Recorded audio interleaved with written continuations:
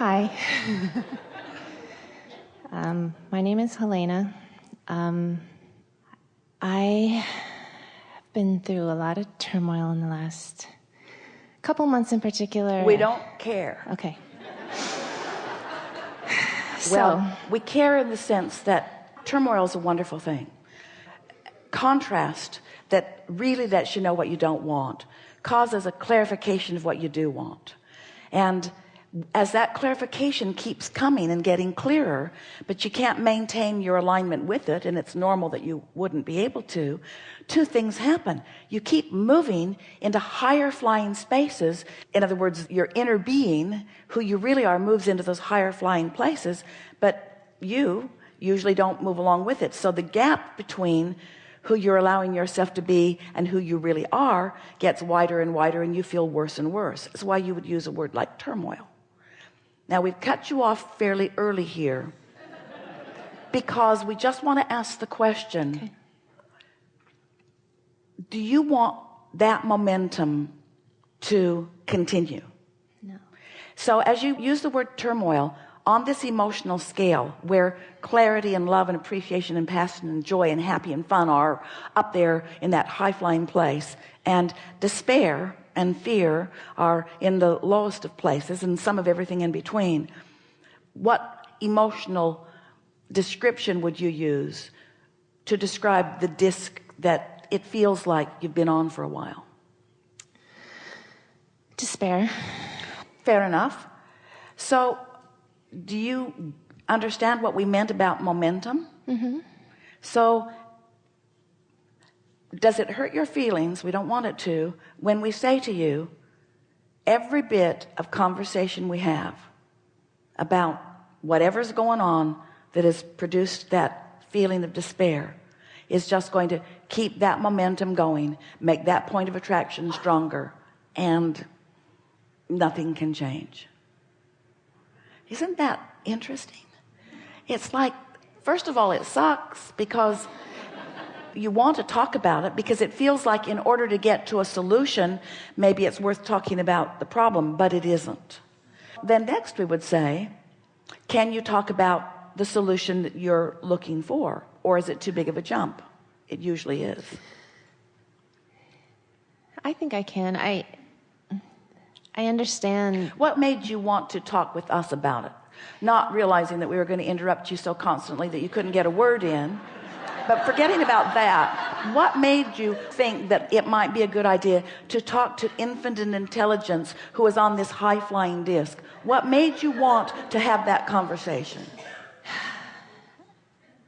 Because I've studied your teachings, and I understand that when I am feeling good, I usually get everything I want. I'm a Kate. And you usually do get everything you want. So are you expecting in this conversation that we are so high-flying and we are so solid in that vibration that we can talk to you and maintain that vibrational frequency and therefore uplift you to it?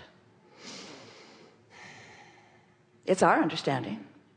Doesn't always work. In fact, doesn't usually work, but it is our understanding. Depends on where you are and how flexible you are in the movement, and how willing you are to never speak of those despairing things again. Because if you speak of the despairing things, you practice the vibration of it, and tomorrow morning you get up and that's the disc you choose, and then that's what the universe yields to you. And then you get up the next morning and that's the disc you choose, and that's what the universe yields to you, until you proclaim, as all humans do, this is reality, this is just the way that it is. Because most people observe reality and let reality set their vibrational tone, and we are suggesting you get to set your vibrational tone, and reality will adjust to your vibrational tone. But you just can't do it all at once. It takes a few days of determination that you're going to feel good. Esther must have written fun 5,000 times. Fun, and tried to focus on what it meant. And there was more than once that she focused on it and didn't find it. Wanted to just scribble it out. Wanted to let someone know that just writing the stupid word fun wasn't necessarily fun. But an intention for fun eventually will bring it. An intention for clarity will eventually bring it. So let's move forward. We'll talk about a lot of other things. You'll listen, you'll be distracted, your vibration will raise, and you'll get the sense of exactly what we're talking about. Can I just ask one question? No.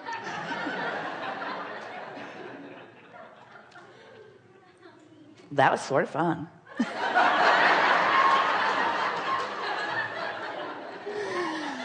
Go for it, but prepare yourself. Okay. When you're having trouble then making a choice in your life, Then you're making it too soon. If you're having trouble making it, you're making it too soon. Here's something really worth thinking about. You're all going to like this. So do you get the sense of your point of attraction? And you get the sense of however you're feeling is the momentum you've got going, and that's what law of attraction is yielding to you. You're just gathering it up.